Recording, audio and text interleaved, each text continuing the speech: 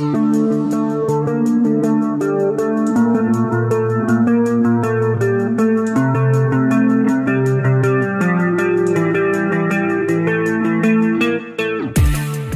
746. Layak menjadi master medis. Anak muda sangat termotivasi, tidak ingin bergantung pada anggota keluarga untuk menyelesaikan sesuatu, mereka selalu ingin menang, haha.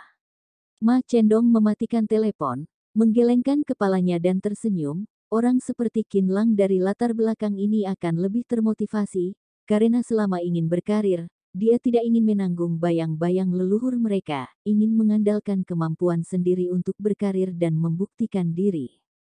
Sekarang tampaknya Qin Lang tidak terkecuali, dia juga ingin membuktikan kemampuannya melalui kerja keras, terutama karena dia masih memiliki pengalaman yang sulit. Orang seperti itu, di antara keluarga kaya, meskipun semua orang tidak menghargainya, tetapi secara pribadi, aku percaya akan ada banyak orang yang mengatakan hal tentang dirinya. Qin Lang pasti berada di bawah banyak tekanan. Qin Lang meletakkan telepon dan menggelengkan kepalanya sedikit, benar-benar konyol bahwa bisnisnya benar-benar hancur di tangan beberapa orang kecil, namun, Qin Lang tidak memiliki solusi yang baik untuk saat ini, karena ada orang-orang dari Made di rumah sakit memiliki hubungan yang begitu rumit, bahkan jika orang ini diusir secara paksa, lalu para dokter di rumah sakit tidak bekerja sama, maka obat pelangsing ini pasti tidak begitu mudah untuk dipromosikan. Qin Lang tahu betul bahwa jalan menuju rumah sakit pertama tidak akan berfungsi lagi dan dia perlu memikirkan cara lain, namun, sebelum ini, Qin Lang memutuskan bahwa dia harus hati-hati memeriksa detail tentang Made dan yang lainnya, bukan untuk hal lain, karena seseorang membuat masalah dengannya, dia harus tahu siapa yang membuat masalah dan apa latar belakang mereka, sehingga jika ada kejadian seperti ini nantinya, maka akan lebih mudah. Bagaimana menanganinya? Di masa depan, kita akan memiliki kesempatan untuk menyelesaikan dendam ini. Qin Lang mencibir, lalu menelepon Wang Qingqing, kakak Qin Lang. Suara Wang Qingqing terdengar, tampak sangat senang karena dia menerima telepon Qin Lang. Qin Lang menggosok matanya dan mengatakan, "Tolong aku, kakak Qin Lang, katakan saja." Wang Qingqing segera mengatakan. Qin Lang merenung sejenak sebelum mengatakan, "Wang Qingqing, masalah ini mungkin agak susah, tetapi aku tidak dapat mencari orang lain. Aku hanya bisa mencarimu. Jika masalah ini mempersulitmu, tidak sulit sama sekali, aku pasti akan membantumu secepat mungkin. Paling lama sebelum jam 9 malam. Wang Qingqing mengatakan tanpa ragu. "Terima kasih." Qin Lang sedikit mengangguk. "Kakak Qin, tolong jangan katakan itu, bisa membantumu adalah suatu kehormatan bagiku. Kamu telah banyak membantuku sebelumnya dan aku belum membalas budi," kata Wang Qingqing dengan cepat. Qin Lang tersenyum, lalu mengatakan, "Aku ingin melihat seberapa dalam Made." "Kakak Qin, aku menemukannya." Hanya setengah jam, Qin Lang menerima telepon dari Wang Qingqing. "Aku telah mengirimnya ke emailmu dan menambahkan kata sandi." Qin Lang tiba-tiba tersenyum dan mengatakan, "Terima kasih banyak." "Tidak apa-apa." Wang Qingqing mengatakan, "Kakak Qin, kapan kamu punya waktu untuk mengunjungi kelasku?" "Apa dia menindasmu lagi?" Qin Lang marah setelah mendengarkan itu. Wang Qingqing buru-buru tersenyum. "Tidak, dengan adanya kamu, dia tidak berani menindasku lagi, hanya itu, aku merindukanmu." Qin Lang tidak bisa terbiasa mendengar ini, meskipun ada banyak wanita yang mengejarnya sejak kecil, dia masih tidak tahan dengan pernyataan cinta langsung dari seorang wanita. Qin Lang tertawa beberapa kali, "Baiklah jika kamu tidak apa-apa, jika aku punya waktu aku akan mencarimu." Setelah mengatakan ini dia langsung menutup telepon. Qin Lang tidak terlalu memperhatikan pernyataan cinta Wang Qingqing, jadi dia kembali ke ruang kerja dan menyalakan komputer. Benar saja, ada email dari Wang Qingqing. Qin Lang membuka email dan apa yang muncul di dalamnya adalah folder terkompresi. Dia segera mengunduhnya dan membukanya dengan cepat.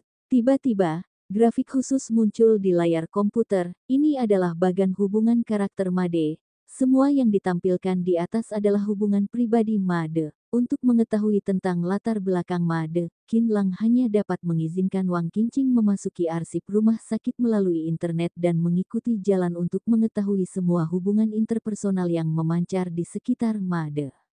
Menurut gambar ini, kakak ipar Ma De memang wakil presiden rumah sakit.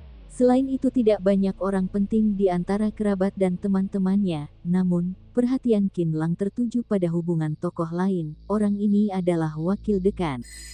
Pada gambar ini, istri wakil dekan memiliki adik ipar dan wakil dekan itu adalah kakak ipar Ma De, bernama Huang Zhengfa. Ini adalah nama yang bagus. Qin Lang tersenyum dingin, tidak heran promosi, Sobao, di rumah sakit akan terhambat, tidak heran sikap para dokter akan sangat dingin padanya, dia akhirnya menemukan alasannya. Huang Zhengfa, bukankah ini pamannya Zhang Wo, mantan wakil direktur administrasi obat? Setelah melihat file itu, Qin Lang hanya bisa mencibir. Ternyata dia. Qin Lang menggelengkan kepalanya dan tersenyum, dendam ini terlalu besar.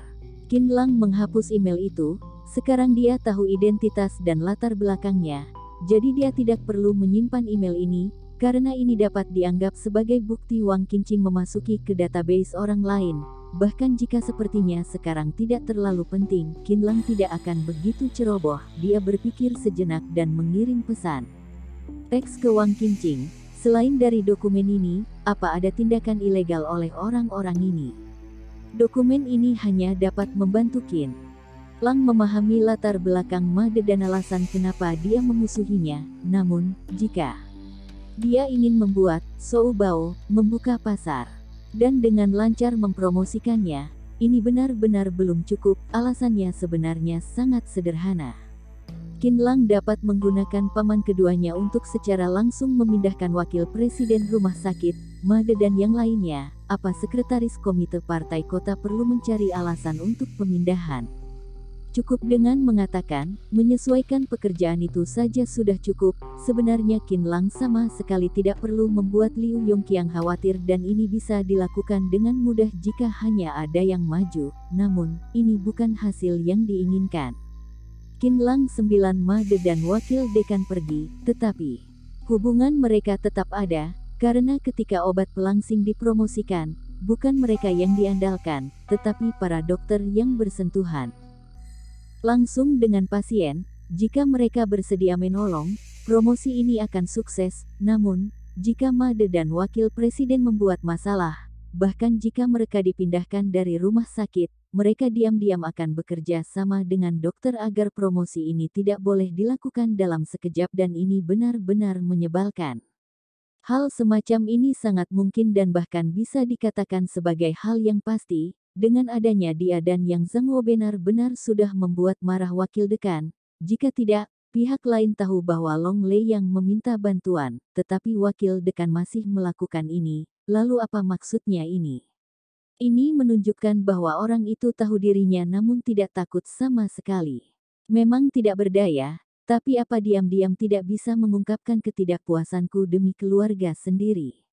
Dengan pemikiran seperti ini, Qin Lang benar tidak bisa melakukan apa-apa pada mereka. Dia bukan orang yang secara langsung membunuh orang yang dia tidak suka. Hal-hal seperti itu hanya dapat dilakukan oleh orang-orang yang sangat bodoh. Namun, banyak hal harus dilakukan dan obat pelangsing harus dipromosikan. Jadi Qin Lang tidak puas hanya mendapatkan data hubungan antara tokoh ini. Yang dia inginkan adalah bukti bahwa wakil dekan dan Ma De dan yang lainnya memiliki tindakan ilegal. Ini yang paling penting dan paling efektif untuk memegang rahasia Ma De dan wakil dekan. Namun, Qin Lang tidak memiliki banyak harapan. Tidak akan ada yang akan menyembunyikan bukti kejahatannya di hadapan publik, apalagi di database rumah sakit. Bahkan jika dirinya sendiri, dia pasti akan menyembunyikannya, sehingga tidak ada yang dapat menemukannya. Jika tidak, bukannya sama saja membuat masalah sendiri. Bip-bip, hanya dalam waktu singkat, ponsel Qin Lang bergetar dan ada pesan teks Wang Qingqing, kakak Qin, dokumen yang berguna ini ada di database mereka dan sisanya adalah informasi medis.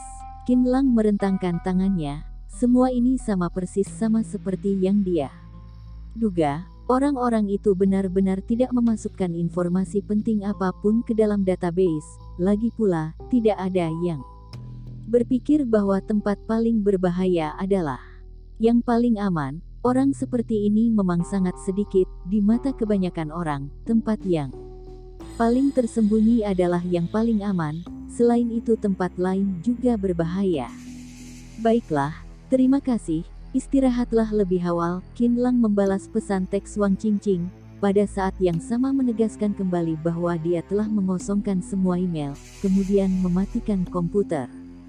Sepertinya hanya bisa memikirkan cara lain. Qin Lang mengatakan diam-diam, untungnya dalam otaknya banyak sekali cara untuk melakukan ini. Besok, aku akan berdiskusi dengan Tuan Qiu. Nantinya pasti akan ada kesempatan untuk membalas dendam pada Made. Rumah sakit rakyat pertama Yanjing, kantor wakil presiden, seorang pria paruh baya gemuk sedang duduk di kursi kantor, mengenakan sepasang kacamata emas dan jas. Dia memegang buku medis di tangannya, membuat catatan sambil membaca. Pria gemuk itu tampak seperti orang tua yang baik. Di dinding di belakang pria paruh baya yang gemuk, sebuah plakat digantung dengan 8 karakter. Tugas utama dokter adalah menyembuhkan pasien. Kata-kata ini memang sangat hebat. Dengan momentum yang luar biasa, di dinding lain kantor, sebuah spanduk berbagai ukuran digantung. Di pintu kantor, ada gantungan baju seperti jas dan dasi yang tergantung di atasnya, serta jas putih, yang membuat orang merasa bahwa ini adalah ahli medis dan layak dipercaya. Bab 747. Lebih baik mengandalkan diri sendiri daripada meminta bantuan orang lain. Kantornya sangat sepi, hanya suara membolak-balik buku dari yang membuat orang merasa bahwa pria paruh baya yang gemuk ini tampak sangat serius dan mengagumkan. Di meja pria paruh baya yang gemuk, ada kartu meja dengan nama pria paruh baya tertulis di atasnya Huang Zhengfa. Jelas, pria paruh baya yang gemuk ini adalah Huang Zhengfa. Ini adalah fakta bahwa orang ini bukan orang lain. Dia adalah wakil presiden rumah sakit rakyat pertama Yanjing dan kepala dokter rumah sakit. Pada saat yang sama bip-bip surah ini memecah kesunyian di kantor. Ternyata telepon di atas meja tiba-tiba bergetar. Huang Zhengfa segera mengeluarkan ponselnya ketika dia melihat nama yang ditampilkan di layar dengan jelas. Sudut mulutnya secara bertahap tersenyum. Secara bertahap senyuman secara bertahap melebar. Tiba-tiba senyuman ini membangkitkan aura kejam di wajahnya. Ekspresi Huang Zhengfa saat ini sama dengan bajingan tua yang membungkuk dan menundukkan kepala mereka dengan sengaja berpura-pura mengikat tali sepatu mereka di rok mini di jalan untuk mengintip gadis-gadis. Jika memang senyuman mesum ini muncul, tidak ada yang akan berpikir bahwa ada yang salah.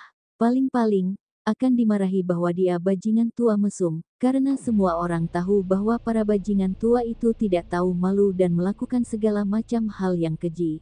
Semua orang tidak akan terkejut, karena ini sangat biasa. Bajingan tua semacam ini, selama tidak memprovokasi dia dan menghindar, pasti akan damai, tidak akan ada masalah dan tidak akan menyebabkan pengaruh buruk pada dirimu sendiri, paling-paling akan merasa jijik saja.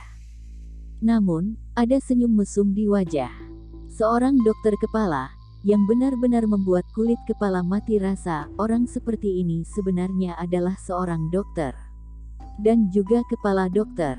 Beberapa saat yang lalu, dia masih memiliki ekspresi tenang. Dia sangat serius ketika membaca buku, bahkan mencatat dan lebih serius daripada siswa yang akan ikut ujian masuk perguruan tinggi.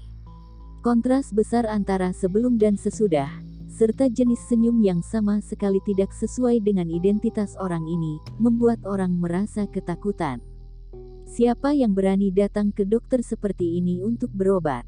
Namun, jika sakit mau tidak mau tetap harus pergi berobat kepadanya. Jika ada bajingan tua mesum maka orang dapat menghindari mereka, tetapi pasien mana yang berani bersembunyi dari dokter? Adakah yang pernah melihat pasien yang menolak berobat karena takut pada dokter? Bukankah itu akan menyusahkan diri sendiri? Jadi melihat seorang dokter dengan senyum seperti ini di wajahnya, aku percaya bahwa tidak ada pasien yang tidak takut. Tok tok tok. Ketukan di pintu tiba-tiba terdengar. Raut wajah Huang Zhengfa tiba-tiba suram. Kemudian, wajahnya kembali ke ekspresi sopan lagi dan mengatakan, "Masuk." Setelah pintu dibuka, seorang pria parubaya dengan rambut belah tengah mengangguk dan membungkuk, dengan senyum menyanjung di wajahnya, seperti seorang pengkhianat. "Kakak ipar." Pria berambut belah tengah itu tersenyum menyanjung dan memanggil dengan penuh kasih sayang. Raut wajah Huang Zhengfa menjadi suram. "Sudah berapa kali aku katakan bahwa rumah sakit adalah tempat umum, kamu tidak dapat memanggilku seperti itu, kamu harus memanggilku sesuai jabatanku." "Ya, ya, Dekan." Pria berambut belah tengah itu langsung mengatakan. "Wakil Dekan." Huang Zhengfa mengoreksi, "Jangan sembarangan memanggilku lagi, jika tidak akan sangat berperang roh, ingatkan." "Dekan, aku tidak setuju dengan perkataanmu ini." Pria rambut belah tengah itu tampak sedih dan mengatakan dengan marah, "Kamu memiliki pendidikan tinggi, hebat dan pengalaman medis 20 tahun, kamu telah menerbitkan karyamu di banyak jurnal medis domestik yang terkenal dan bahkan telah menerbitkan beberapa buku kedokteran, tanpa pamrih mendedikasikan profesimu agar lebih banyak orang dapat belajar, kamu adalah dekan." Setelah mendengarkan ini, Huang Zhengfa tidak bisa menahan senyum, dia melambaikan tangannya dan mengatakan, "Sudahlah, Made, apa yang kamu katakan agak berlebihan, meskipun titik awalku baik, tapi kita tidak tahu seberapa besar peran buku yang diterbitkan." Ternyata pria dengan rambut belah tengah ini bukan orang lain, melainkan Made, kepala bagian umum rumah sakit. Saat mendengar kata-kata Huang Zhengfa, Made segera mengatakan, "Dekan, apa yang aku katakan adalah kebenaran, aku tidak tahu apa-apa lagi, tetapi untuk dokter muda di rumah sakit kami ini, mana yang menggunakan bukumu? Hehe, bisa melakukan sesuatu untuk anak muda, itulah yang harus aku lakukan." Huang Zhengfa melambaikan tangannya dan mengatakan dengan cukup puas, "Sialan, apa menganggap dirinya sebagai penuntun kesuksesan?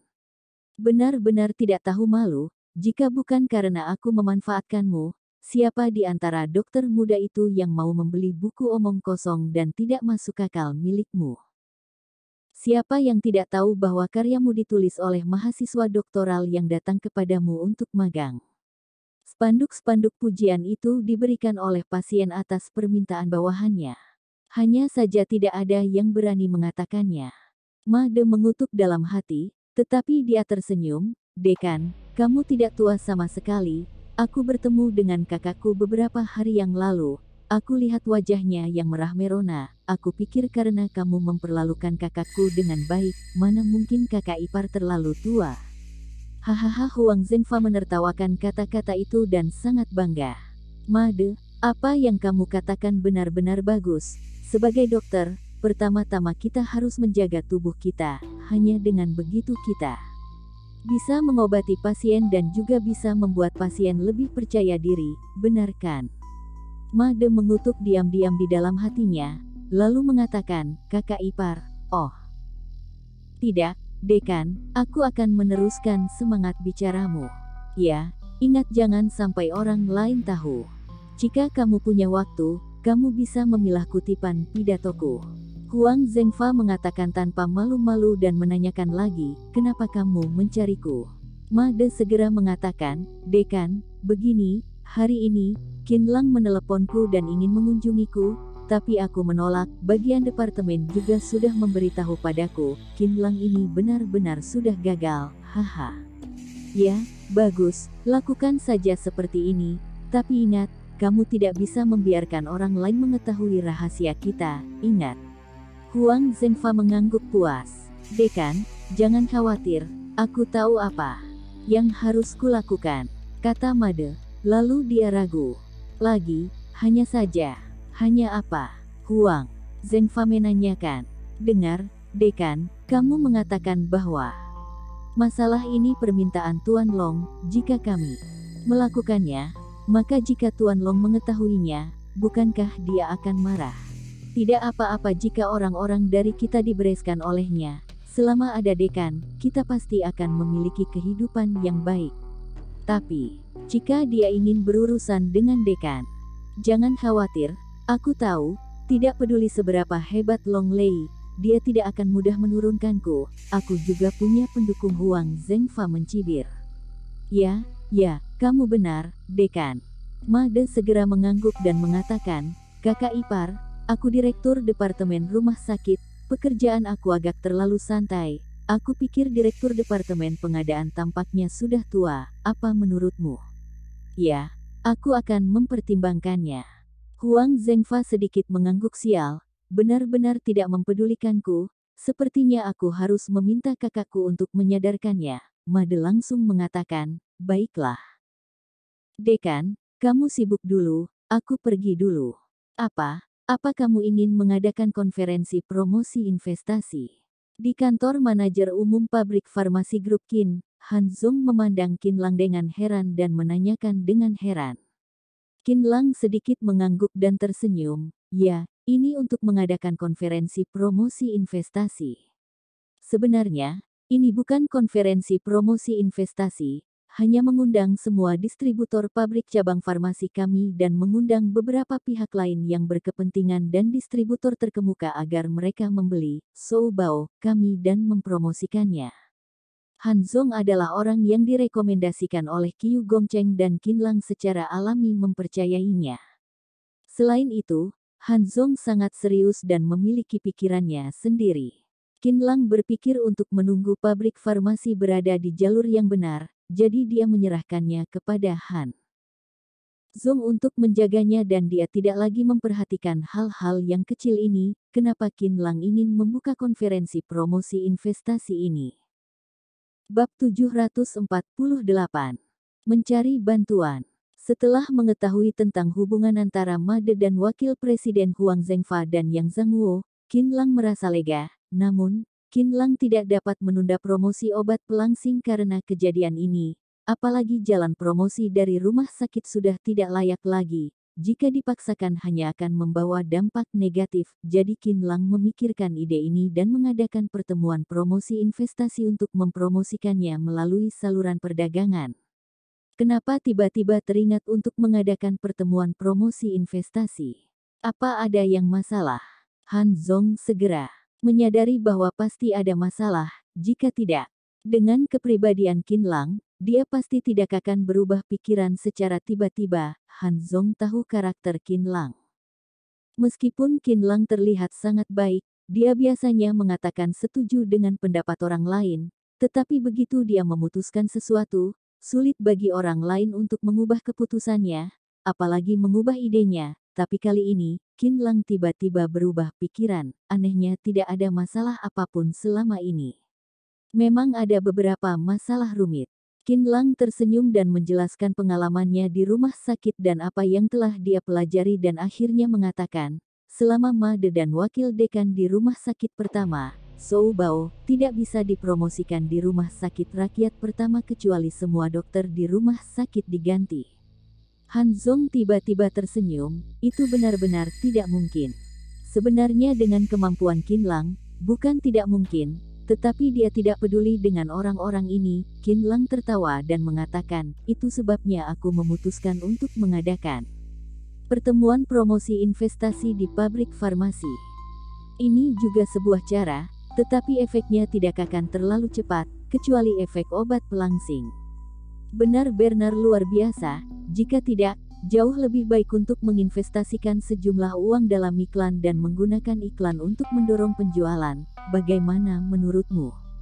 Han Zong menanyakan. Qin Lang menggelengkan kepalanya dan mengatakan, tidak, aku tidak punya cukup dana, aku tidak punya uang cadangan untuk itu, tidak apa-apa jika aku mendapatkan pinjaman, tetapi risikonya terlalu besar dan cara ini terlalu berbahaya. Sebenarnya efek iklan mungkin tidak sebagus yang dibayangkan, terutama setelah produk perawatan kesehatan dalam negeri dan pasar obat penurun berat badan dihancurkan oleh obat lain-lain itu, efek iklan bahkan lebih buruk, tapi aku punya dana di tanganku.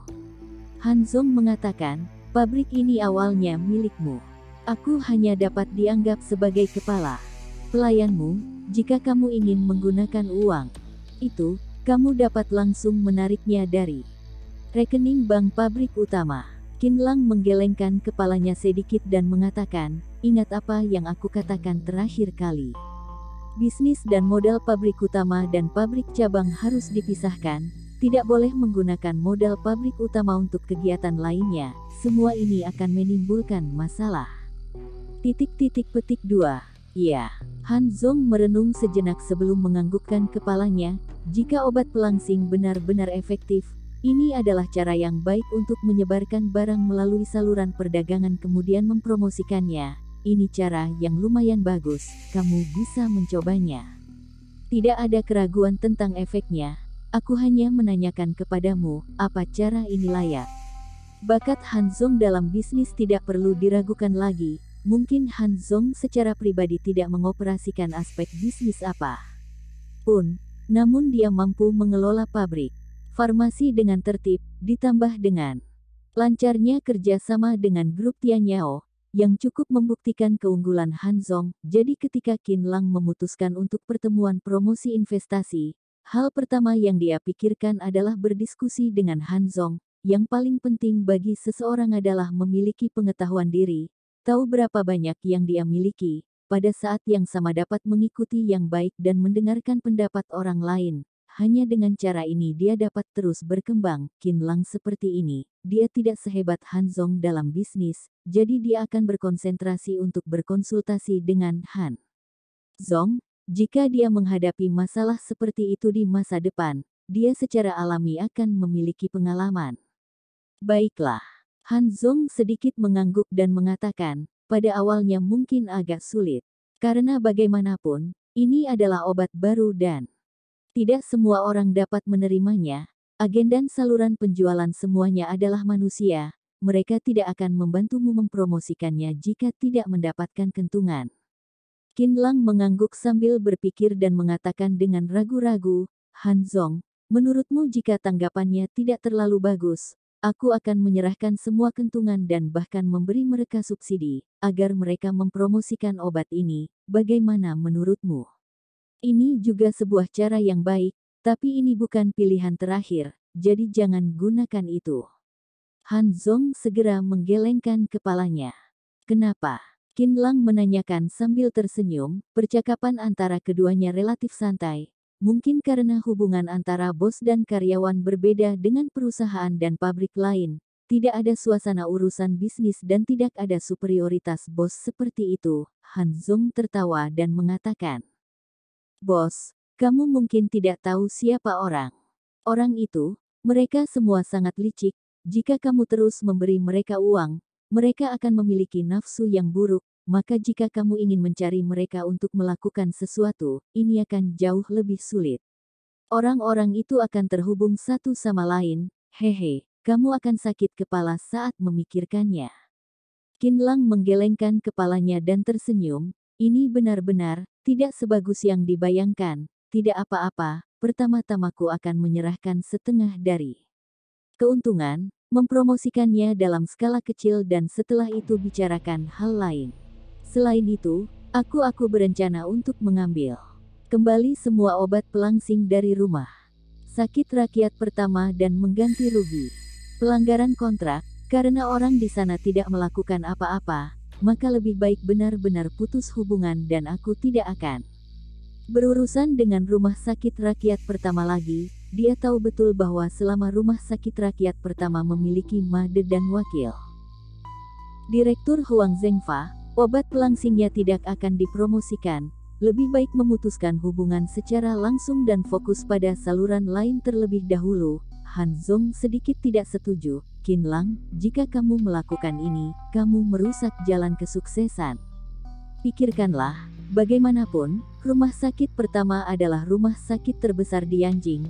Karena kita berada di industri farmasi, di masa depan pasti akan berurusan dengan mereka. Jika kamu melakukan sesuatu yang keterlaluan ini, mereka bahkan lebih keterlaluan. Qin Lang mencibir. Baiklah, jika kamu tidak menaruh banyak obat pelangsing di rumah sakit pertama, maka jangan diambil lagi dan kita tidak perlu keuntungan itu. Namun, jika kamu memasukkannya terlalu banyak, maka ambil saja semuanya. Bagaimana menurutmu? Han Zong berkompromi. Qin Lang mengangguk tanpa ragu. Lakukan saja apa yang kamu katakan. Aku tidak ingin obat pelangsing ditempatkan di rumah sakit pertama. Lagi pula, ini promosi pertama. Qin Lang menaruh banyak di sana, jumlah totalnya hanya cukup untuk 20 orang, apalagi jika didistribusikan secara merata ke 20 orang, semua orang tidak dapat mencapai penurunan berat badan yang diharapkan, karena Qin Lang awalnya berencana untuk mengirim obat ke rumah sakit seminggu sekali, tetapi masalah ini hanya terjadi pada minggu pertama, jadi Qin Lang tidak mengirim banyak obat pelangsing, bahkan jika mereka tidak menginginkan semuanya, mereka tidak akan rugi banyak. Jika hanya bahan baku dan biaya tenaga kerja yang dihitung, hanya sebesar puluhan juta rupiah, Qin Lang mencibir dalam hatinya, ini hanya seperti memberi makan anjing. Seperti ini saja, aku akan mengadakan pertemuan promosi investasi sesegera mungkin untuk mendistribusikan barang terlebih dahulu. Qin Lang mengangguk dan tersenyum. Lusa saja. Lagi pula, hanya ada beberapa penjual di pabrik cabang, 2 hari pasti akan cukup bagi mereka untuk bersiap, aku juga akan bersiap-siap dulu. Han Zong menanyakan, jika tidak, mari kita diskusikan apa yang harus dilakukan lusa. Tentu saja perlu diskusi, kamu adalah ahli dalam aspek ini. Qin Lang tertawa dan mengatakan, tidak hanya harus berdiskusi, kamu harus membantuku membuat garis besar. Kasar, jika tidak, aku akan dibohongi oleh pebisnis licik. Jika pabrik farmasi grup Qin mengambil semua keuntungan, tidak peduli seberapa besar dukungan Qin Lang, dia akan diserang oleh kelompok-kelompok dan akhirnya secara alami akan terbukti dengan sendirinya. Kembangkan seperti ini dulu saja dan tunggu sampai kita tumbuh besar, lalu kita bicara tentang hal-hal lain. Qin Lang menepuk pundaknya, karyawan ini juga diperlakukan dengan gaji tinggi sesuai dengan metodemu. Berusaha untuk sepenuhnya mempertahankan bakat dan membiarkan mereka datang ke sini, agar mereka tidak akan berpikir untuk pergi lagi. Namun, semua ini tidak bisa sembarangan. Jika gajinya terlalu tinggi, kami akan bangkrut, maka akan jadi lelucon yang konyol. Haha, Han Zong segera tertawa, Qin Lang, apa yang kamu katakan adalah lelucon, bangkrut apanya? Jangan katakan gaji mereka saat ini, bahkan jika 10 kali lebih tinggi, itu tidak akan mempengaruhi pengoperasian pabrik farmasi. Tahukah kamu berapa banyak uang yang ada di rekening pabrik farmasi sekarang? Terakhir kali aku memeriksa, sepertinya ada lebih dari 30 juta yuan yang tersisa. Aku tidak ingat angka spesifiknya, sekarang mungkin ada 50 juta yuan. Tanya Qin Lang ragu-ragu, dia tidak terlalu banyak menanyakan tentang uang, biasanya pembuatan statistik keuangan yang ketat, dia hanya perlu melihat tagihannya. Masih ada 50 juta. Di dalam akun ada 3 kali lipat 50 juta yuan.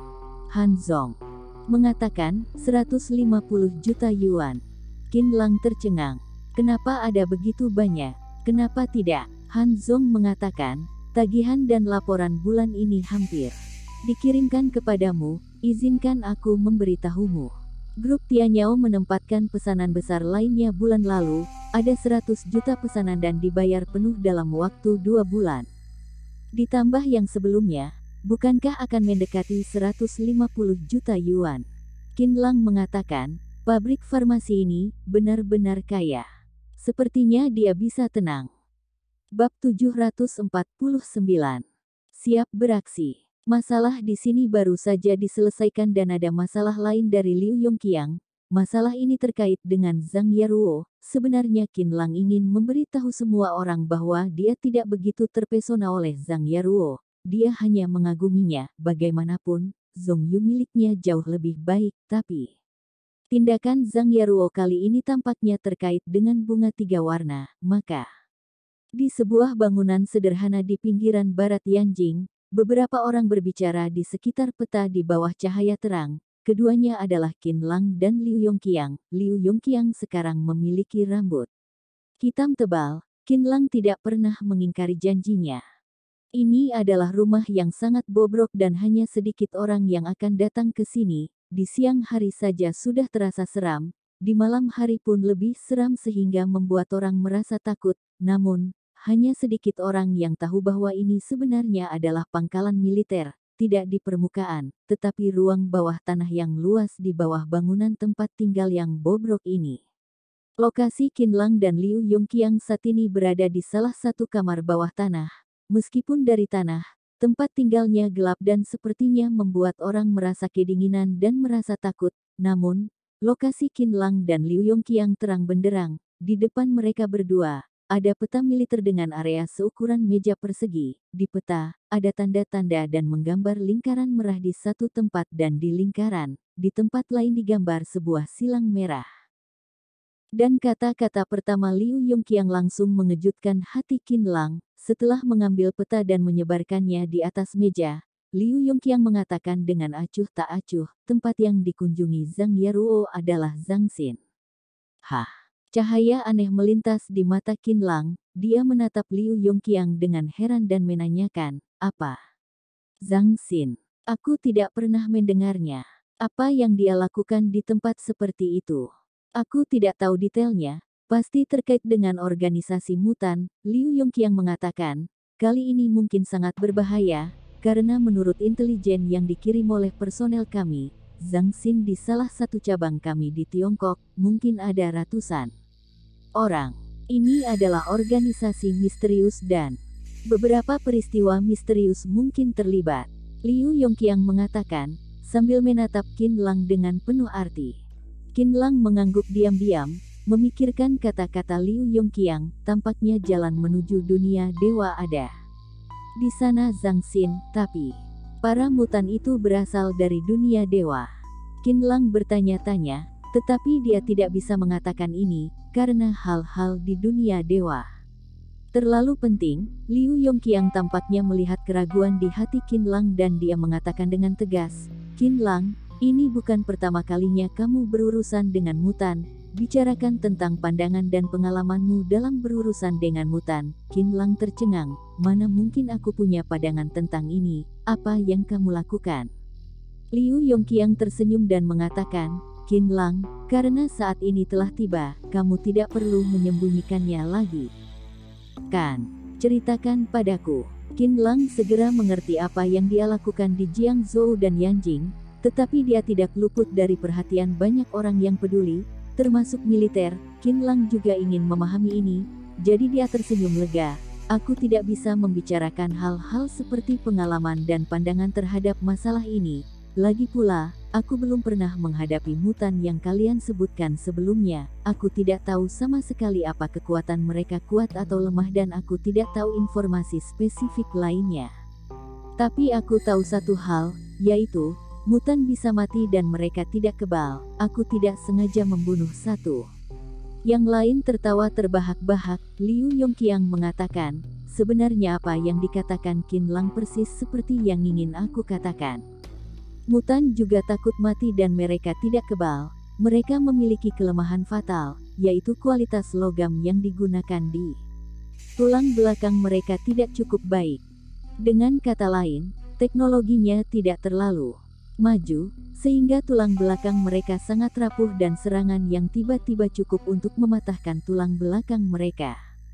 Liu Yongqiang memberikan pengalaman terperinci tentang pertempuran antara dirinya dan orang-orang buatan itu, sama seperti apa yang dia katakan, sekarang bukan waktunya untuk bersembunyi. Begitu perkelahian terjadi, setiap menitnya akan ada yang terbunuh. Jika menyembunyikan diri sama saja merugikan teman seperjuangan.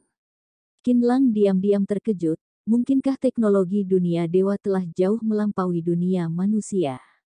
Atau, ada peradaban makhluk hidup di dunia dewa?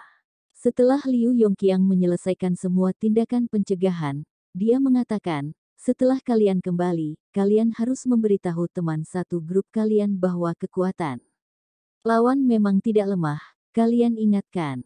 Ingat, semua orang teriak dan menjawab. Qinlang menoleh dan mengatakan, ada, ingat kata-kata Guru Liu, kamu harus memberitahu teman-temanmu. Ya, seorang pria kekar segera menjawab, ini adalah pria muda berusia 26 atau 7 tahun yang sedikit lebih tinggi dari Qinlang. Raut wajahnya sangat dingin, rambutnya pendek dan tampak energik, terlihat dia adalah seorang prajurit mutlak. Qin Lang tersenyum, mengangguk lagi dan menanyakan, Guru Liu, apa ada pengaturan lain? Ada. Liu Yongqiang mengatakan, Qin Lang, untuk memfasilitasi aksi dan komando, aku berencana untuk memimpin tim aksi denganmu. Secara terpisah kami telah menyusun rencana aksi bersama, bagaimana menurutmu? Qin Lang tidak memiliki pengalaman dalam hal operasi ini, jadi karena Liu Yongqiang mengatakan demikian, dia secara alami tidak akan memiliki pendapat lain, jadi dia mengangguk dan mengatakan, kamu yang memutuskan hal semacam ini. Baiklah, yang lain akan berkumpul dan bersiap dulu, kalian yang menjadi kapten harus ingat untuk menyampaikan semua kata yang baru saja aku katakan kepada semua orang, ya. Yang lain segera menjawab, termasuk ada, semua orang pergi dengan cepat, hanya Qin Lang dan Liu Yongqiang yang tersisa di ruangan itu. Mungkin tidak terlalu mulus bagi kita untuk ke Zhangxin kali ini, apa sudah beres? Semua orang sudah pergi dan Liu Yongqiang santai, mengeluarkan sebatang rokok, menyerahkannya kepada Qin Lang dan menanyakan sambil tersenyum. Qin Lang mengerutkan kening dan menanyakan, aku ingin tahu, di mana Zhangxin itu? Zhangxin.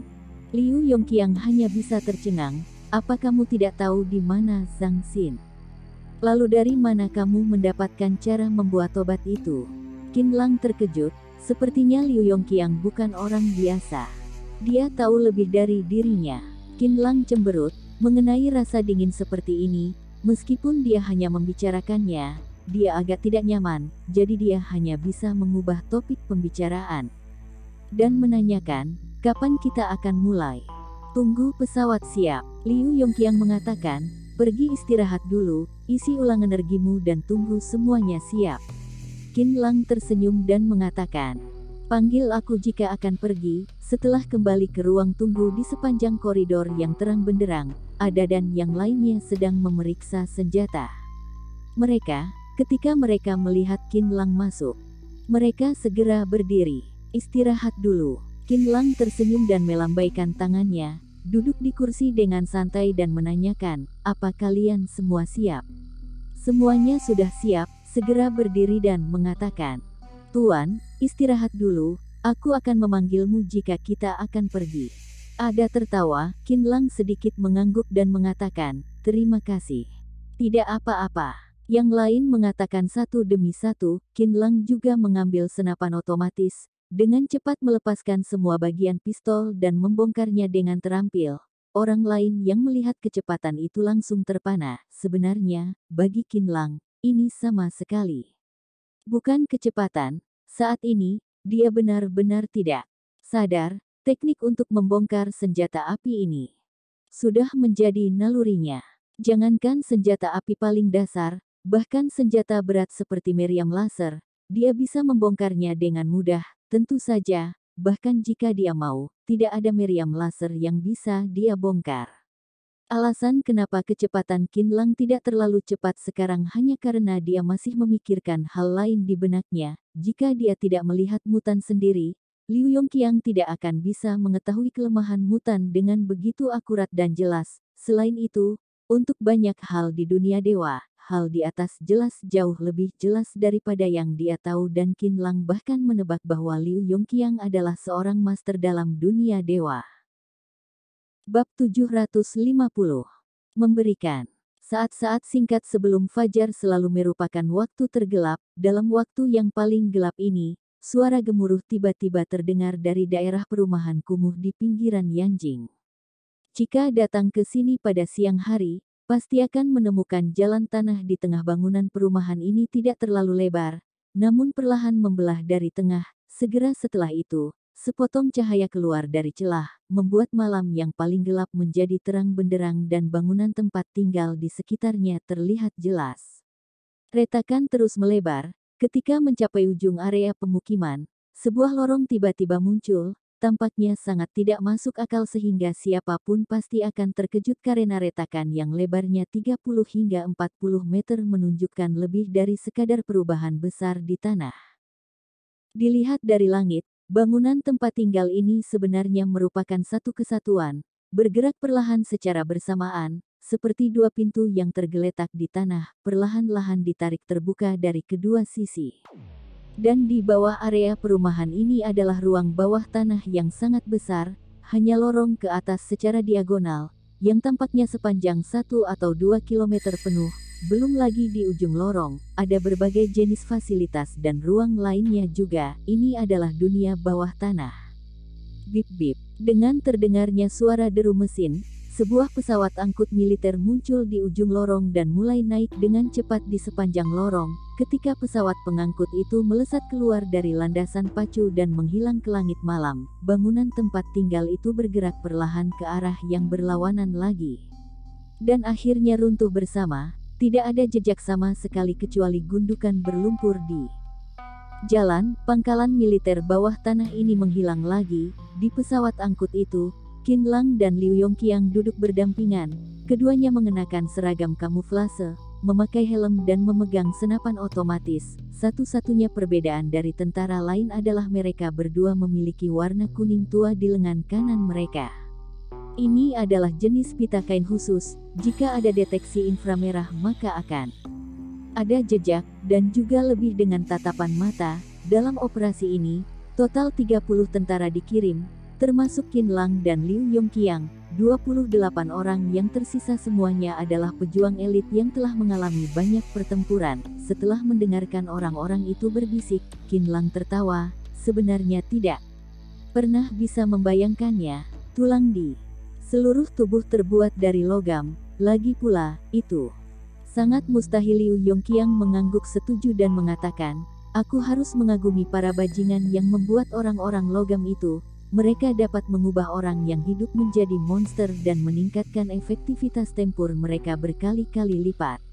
Qin Lang tersenyum dan mengatakan, tetapi kamu harus mengakui bahwa tingkat teknologi mereka masih cukup bagus. Mereka dapat mengganti semua tulang seseorang dengan logam. Mereka dapat bergerak dengan bebas. Ini juga merupakan kemajuan teknologi. Jika mengubah orang menjadi monster dianggap kemajuan, itu hanya bisa dikatakan sebagai semacam kesedihan. Liu Yongqiang mencibir. Mungkin ini semacam mentalitas yang sudah hancur. Mereka sendiri tidak bisa menjadi manusia lagi. Rasa sakit semacam itu mungkin menjadi akar kemarahan mereka. Qin Lang tersenyum. Mungkin memang begitu. Liu Yongqiang mengangguk, setuju dengan kata-kata Qin Lang, tetapi beberapa orang tidak seperti itu. Aku pernah melihat seorang mutan. Itu adalah pertama kalinya aku melihat monster semacam ini. Kami menangkapnya. Orang itu sangat kuat, benar-benar tidak terbayangkan. Dia dapat dengan mudah melempar seseorang dari jarak puluhan meter dengan satu tangan, semudah melempar batu bata. Ketika Qin Lang dan timnya datang ke lembah Zhangxin, sekitar 1 atau 200 km dari pangkalan militer, pesawat sudah mendarat. Di bawah kepemimpinan Liu Yongqiang, Qin Lang dan yang lainnya memasuki gurun. Pada saat yang sama, departemen tertentu di Tiongkok telah mengumumkan secara terbuka bahwa mereka akan melakukan latihan tempur yang sebenarnya di area tertentu di masa depan, yang bertujuan untuk memperkuat kerjasama antara divisi di dalam pertempuran yang sebenarnya. Pada saat yang sama juga untuk mengalami pertempuran guru di gurun yang sebenarnya.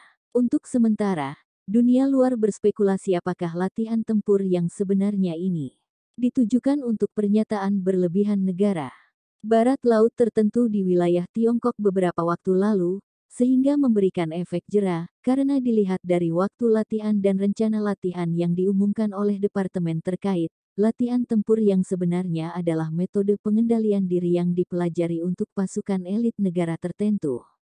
Sedikit yang tahu bahwa latihan militer ini sebenarnya hanya untuk menutupi aksi unit kecil, mengalihkan perhatian dunia luar dan membingungkan penonton. Alasan kenapa Qin Lang dan yang lainnya muncul di gurun hanya untuk menghindari target yang terlalu besar dan terbuka. Itulah sebabnya mereka berpisah dari tim pasukan khusus yang dipimpin oleh Liu Yongqiang, mengandalkan sistem penentuan posisi satelit dan peta elektronik untuk melakukan pemisahan operasi. Menurut kesepakatan sebelumnya antara Qinlang dan Liu Yongqiang, tim pasukan khusus Liu Yongqiang akan menjadi serangan utama dalam pertempuran ini dan Qinlang dan yang lainnya akan membantu tim pasukan khusus dan menangkap musuh. Qinlang tidak keberatan dengan pengaturan ini, karena dia tahu bahwa orang-orang dari tim pasukan khusus telah mengalami banyak pertempuran dan mereka memiliki pengalaman yang sangat banyak, yang tidak dapat dibandingkan dengan tim Hongjian saat ini. Jadi demi mencari pengalaman, Qinlang akhirnya setuju. Qinlang melihat ke langit, di bawah terik matahari, bahkan beberapa makhluk yang paling cocok untuk hidup di gurun, seperti kadal, tidak berani keluar dan berkeliaran. Di lingkungan ini, pihak lain tidak akan terlalu waspada, memang. Sekarang adalah waktu terbaik untuk menyerang. Selain itu, di gurun ini, ada banyak batu besar yang telah lapuk dan medannya tidak rata, yang sangat kondusif untuk bersembunyi. Rute dan waktu serangan yang dipilih oleh Liu Yongqiang sangat akurat, tampaknya dia benar-benar bekerja keras. Sampai pada tengah hari, cuaca semakin panas dan panas. Setelah melihat sekeliling, dapat dengan jelas melihat udara panas naik dari tanah, seolah-olah tanah di bawah terbakar oleh kompor. Bahkan Qinlang, yang memiliki kemampuan luar biasa untuk mengatur tubuhnya, bisa merasakan gelombang panas di wajahnya. Dari sini dia bisa membayangkan seberapa tinggi suhu di sini. Arloji Qinlang tiba-tiba berdering. Dia segera mengangkat tangannya dan meliriknya dan mengatakan, "Semua orang siap, rekan.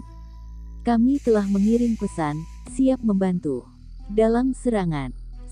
Qinlang dan yang lainnya segera dengan cepat membuka resleting tas besar yang mereka bawa. Pada saat yang sama, mengeluarkan senjata dan seragam kamuflase. Suara senjata terus terdengar. Semua orang menundukkan kepala untuk memeriksa senapan otomatis dan senjata lainnya di tangan mereka. Arloji Qinlang berbunyi pelan lagi. Ekspresinya tiba-tiba menjadi kejam. Liu Yongqiang dan yang lainnya mulai beraksi. Menurut kesepakatan sebelumnya, jika arloji berbunyi berarti Liu Yongqiang dan yang lainnya sudah dekat dengan target. Begitu suara lambat terdengar, berarti mereka sudah menyerang dengan tersembunyi. Dor. Suara tembakan sedikit terdengar, meski setelahnya tidak ada suara lagi. Mereka menyerang. Ekspresi Qinlang tiba-tiba ketakutan dan dia berbisik, "Semuanya, bubar, tetap berhubungan dan perhatikan keselamatan." Setelah bicara, Qinlang mengenakan helm di kepalanya, bergegas keluar dengan senapan otomatis dan dengan cepat bergegas menuju posisi target yang ditampilkan di arloji. Semua orang yang berpartisipasi dalam operasi ini memiliki jam tangan militer multifungsi dengan layar berukuran setengah telapak tangan. Di arloji ini, ada banyak fungsi seperti penentuan posisi satelit, pelacakan sinyal, komunikasi jarak pendek dan polisi. Selain itu, juga dapat memasuki peta elektronik dan menetapkan target. Navigasi satelit akan diaktifkan secara otomatis, membimbing pemilik mencapai tujuan secara langsung.